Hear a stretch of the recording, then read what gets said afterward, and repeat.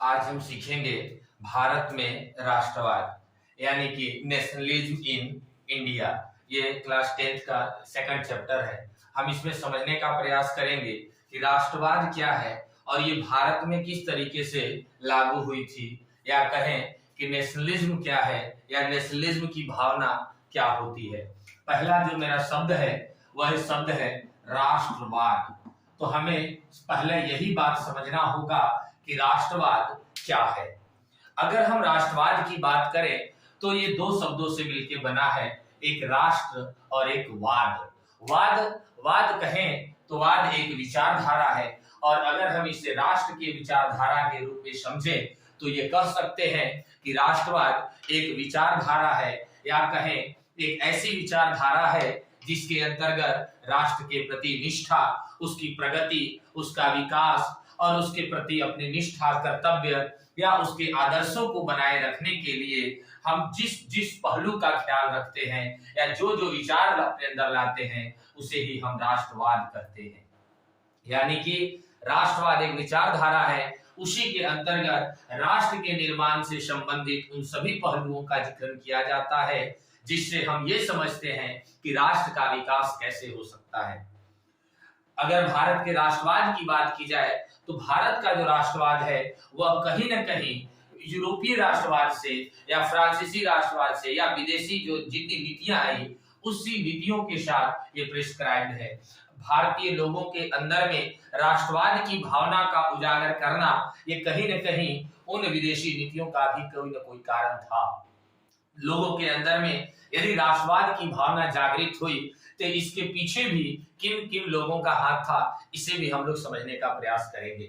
यदि हम पिछले वाले एक्सरसाइज की बात करें, जो हमारा एक्सरसाइज यूरोप में आधुनिक राष्ट्रवाद था, जो यूरोपीय लोगों के अंदर में राष्ट्रवाद की भावना जिस प्रकार से पनपी, कहीं न कहीं उसे देख करके भारतीयों के अंदर में भी राष्ट्रवाद की भावना उजागर हुई। तो हम यहाँ समझेंगे कि आखिर ऐसा क्या कारण हुआ, ऐसे कौन कौन से पहलू हुए और किस प्रकार से वो राष्ट्रवाद की भावना भारतीय लोगों के अंदर में जागृत हुई। समझते हैं। तो राष्ट्रवाद हमने समझा कि राष्ट्रवाद एक विचारधारा है जिसके अंतर्गत राष्ट्र के प्रति निष्ठा, उसकी प्रगति, उसके प्रति जो नियम है, आदर्शों, इन सभी का हम पालन करते हैं, और उसी विचारधारा का एक नाम हमने दिया राष्ट्रवाद। इस राष्ट्रवाद के अंदर में राष्ट्र के अंदर रहने वाले सभी व्यक्तियों को एक विशेष सूत्र में बांधने का प्रयास किया जाता है। उसमें देखा जाता है कि एक ऐसी विचारधारा बनाई जाए, एक ऐसे कंडीशंस बनाए जाए, ऐसे नियम कायदे कानून बनाए जाए जो सभी लोगों के लिए एक समान हो। जैसे अगर हम भारतीय राष्ट्रवाद की बात करें तो भारत में राष्ट्रवाद को पनपने के लिए जिस प्रकार की चीजों का हम उल्लेख कर सकते हैं, जैसे राष्ट्रगान, पूरे भारतीय जितने भी हैं उन सभी को राष्ट्रगान एक ही रखना होगा। झंडे की बात करें तो एक ही झंडे का पालन करना होगा, एक ही भौगोलिक परिदृश्य का पालन करना होगा, और एक राष्ट्र का नाम होगा तो सभी के लिए एक ही नाम होगा, और सभी के कर्तव्यों का एक समान पालन करना होगा और लोगों को उसके कर्तव्यों के बारे में भी समझाना होगा। तो ये हमारा राष्ट्रवाद है। और इस राष्ट्रवाद में हम समझते हैं, अगर हम भारतीय राष्ट्रवाद को 3-4 अलग अलग स्टेप में समझने का प्रयास करें तो सारे स्टेप से मुझे अलग अलग रिजल्ट निकल सकते हैं। यदि हम पहली बात करें कि प्रथम विश्व युद्ध के समय या प्रथम विश्व युद्ध के बाद जो खिलाफत आंदोलन हुए उसका कहीं न कहीं या असहयोग आंदोलन हुए, इन दो पहलू पर अगर हम शुरुआत में विचार करें तो इन दोनों पहलू से भी हम समझ सकते हैं कि भारत में राष्ट्रवाद का उदय कैसे होता है। सबसे पहली बात हम समझने का प्रयास करें कि भारत में खिलाफत आंदोलन के समय किस प्रकार से राष्ट्रवाद की भावना लोगों के अंदर जागृत हुई, और असहयोग आंदोलन क्या था, सविनय अवज्ञा आंदोलन के बारे में हम समझने का प्रयास करेंगे।